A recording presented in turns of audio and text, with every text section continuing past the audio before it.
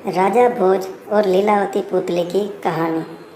हर बार की तरह 5वें दिन फिर से राजा भोज सिंहासन पर बैठने के लिए उत्सुकता से आगे बढ़े।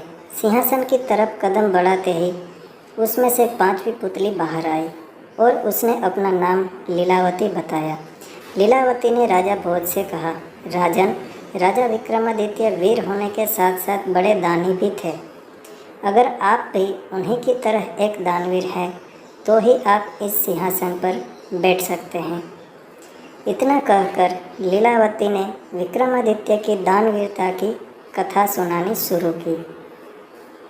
एक बार राजा विक्रमादित्य के दरबार में एक ब्राह्मण आया। वह राजा से मिला और उसने कहा कि अगर आप तुला लग्न में एक महल बनवाएंगे तो उनकी प्रजा में खुशहाली आएगी और उनकी कीर्ति चारों ओर हो जाएगी। राजा को उस ब्राह्मण की बात सही लगी और उन्होंने महल बनाने का फैसला लिया। हीरे, जवाहरात, सोने, चांदी और मोती से उन्होंने एक भव्य महल का निर्माण करवाया। महल तैयार होने के बाद राजा का पूरा परिवार, उनके रिश्तेदार और प्रजा उस महल को देखने के लिए आई। राजा विक्रमादित्य ने उस ब्राह्मण को भी आकर महल देखने का न्योता भेजा।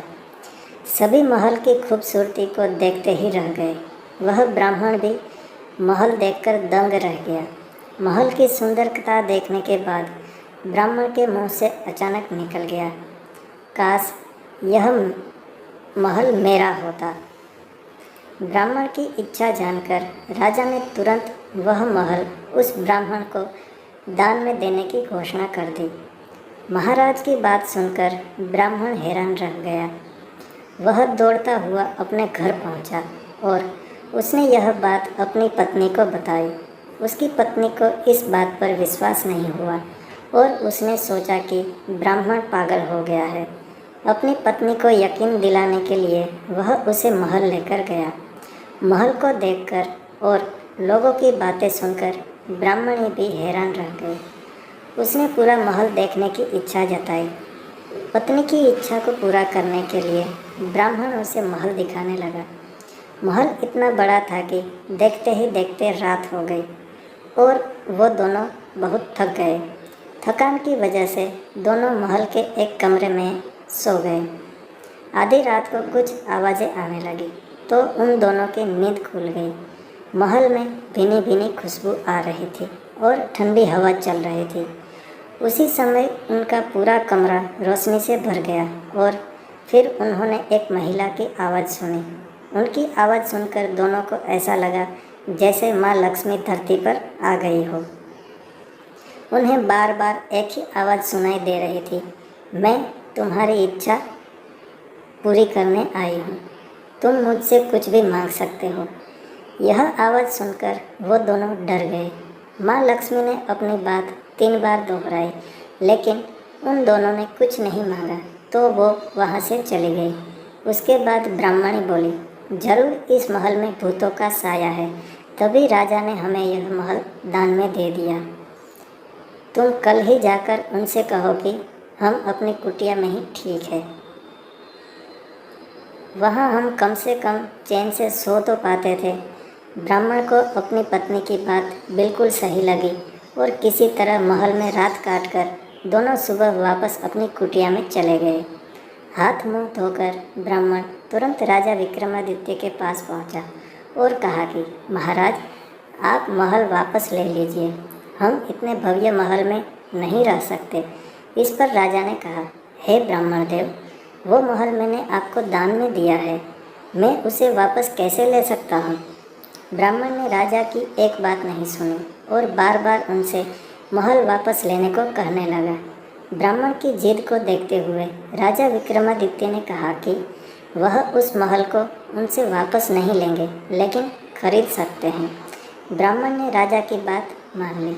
विक्रमादित्य ने महल का उचित मूल्य देकर ब्राह्मण से वह महल खरीद लिया और अपने पूरे परिवार के साथ नए महल में रहने आ गए। एक रात जब राजा विक्रमादित्य महल में सो रहे थे तो दोबारा माँ लक्ष्मी वहाँ आई। उन्होंने कहा, राजन, तुम्हें जो चाहिए मुझसे मांग लो, मैं तुम्हारी हर इच्छा पूरी कर सकती हूँ। इस पर राजा ने कहा, माँ, आपके आशीर्वाद से मेरे पास सब कुछ है, मुझे अपने लिए कुछ नहीं चाहिए।